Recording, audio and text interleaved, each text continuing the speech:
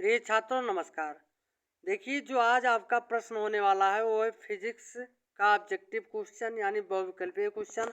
और जितना क्वेश्चन आपको आता है वो आप कमेंट करके ज़रूर बताइएगा कि टेस्ट जो आज हो रहा है इस टेस्ट में आप कितना जानते हो। तो पहला क्वेश्चन आपका यहाँ लिखा हुआ है, क्या है, मोटर कार के हेडलाइट में किसका प्रयोग होता है। तो जो मोटर कार का हेडलाइट होता है उसमें अवतल दर्पण का प्रयोग किया जाता है। किसका? अवतल दर्पण का। चलिए नेक्स्ट क्वेश्चन की ओर चलते हैं।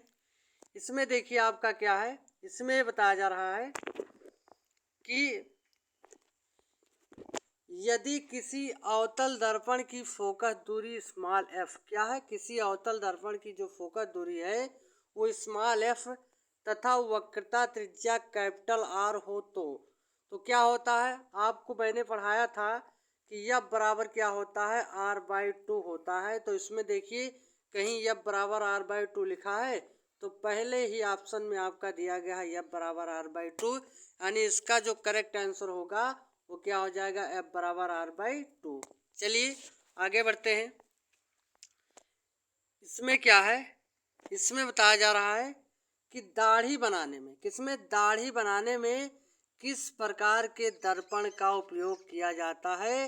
तो अवतल दर्पण का उपयोग किया जाता है। कैसा दर्पण का? अवतल दर्पण का। देखिए आपकी परीक्षा में हर बार ये पूछता है, क्या पूछता है कि अवतल दर्पण के किन्हीं दो उपयोग लिखिए। तो आप क्या लिखते हो, देखिए जो दो उपयोग होता है, एक होता है नाक कान व गले की जांच करने के लिए डॉक्टरों द्वारा, और दूसरा क्या होता है, दाढ़ी बनाते समय इसका प्रयोग करते हैं। तो आपका क्या हो जाएगा, अवतल हो जाएगा। क्या हो जाएगा, अवतल दर्पण का प्रयोग करते हैं। चलिए आगे बढ़ते हैं। इस क्वेश्चन में क्या कहा जा रहा है कि गोलीय दर्पण में फोकास्तर यानी फोकस एवं वक्रता त्रिज्या यानी स्मॉल आर के बीच संबंध क्या होता है। तो एफ बराबर आर बाई टू, ऊपर आप पढ़ चुके हैं, वहाँ कैपिटल था, यहाँ क्या है, स्मॉल है। अगला क्वेश्चन क्या है आपका, इसमें बताया जा रहा है कि अवतल दर्पण से परावर्तन के बाद, यानी अवतल दर्पण से परावर्तन के बाद किरण किस बिंदु से होकर गुजरेगी। तो भैया एफ से होकर गुजरेगी। एफ का मतलब क्या है, एफ का मतलब होता है फोकस। क्या होता है, फोकस। और जो सी देख रहे हो इसका मतलब होता है वक्रता केंद्र। पी का मतलब होता है ध्रुव, क्योंकि सी का मतलब क्या होता है, सेंटर ऑफ कर्वेचर यानी वक्रता केंद्र। एफ का मतलब होता है फोकस डिस्टेंस यानी फोकस दूरी। और जो पी होता है आपका पोल होता है। तो ये क्या होता है, दर्पण का ध्रुव होता है। लेकिन यहाँ पर आपका करेक्ट आंसर क्या होगा, क्योंकि फोकस से होकर गुजरेगी यानी एफ होगा। चलिए आगे बढ़ते हैं।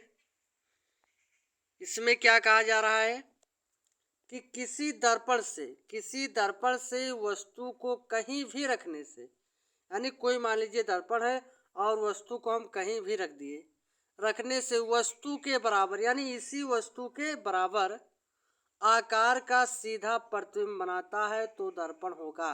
तो ऐसी स्थिति किस में आती है, समतल दर्पण में। देखो जो आपका समतल दर्पण होता है वो उसी वस्तु के बराबर यानी उसी के जैसे ही सीधा आकार का प्रतिबिंब बनाता है। कौन? समतल। चलिए आगे बढ़ते हैं। अगला क्वेश्चन में क्या लिखा है कि काल्पनिक प्रतिबिंब होता है। तो काल्पनिक जो प्रतिबिंब होता है कैसा होता है, सीधा होता है कि उल्टा होता है कि दोनों होता है कि कोई नहीं होता है। तो जो काल्पनिक प्रतिबिंब होगा तो काल्पनिक प्रतिबिंब सदैव कैसा होता है, सीधा होता है।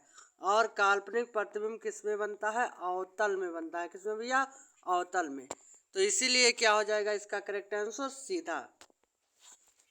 चलिए आगे बढ़ते हैं। इसमें क्या बताया जा रहा है कि 1 मीटर फोकस दूरी वाले उत्तल लेंस की क्षमता होगी। तो फोकस दूरी भैया आपको कितना दिया गया, 1 मीटर दिया गया। लेंस की क्षमता तो आप जानते हो कि P बराबर होता है 1/F, किसमें, मीटर में होता है। तो जब आप यहाँ से मान निकालोगे तो 1/P का मान कितना है, यानी F का मान कितना दिया गया है, 1, तो 1 हो जाएगा। दोनों कट के क्या हो जाएगा, 1 के बराबर होगा।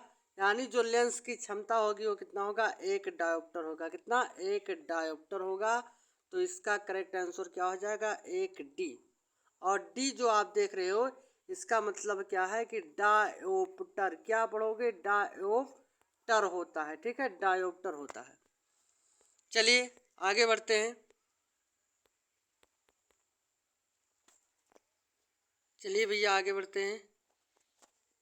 तो इसमें क्या है, देखिए यहाँ,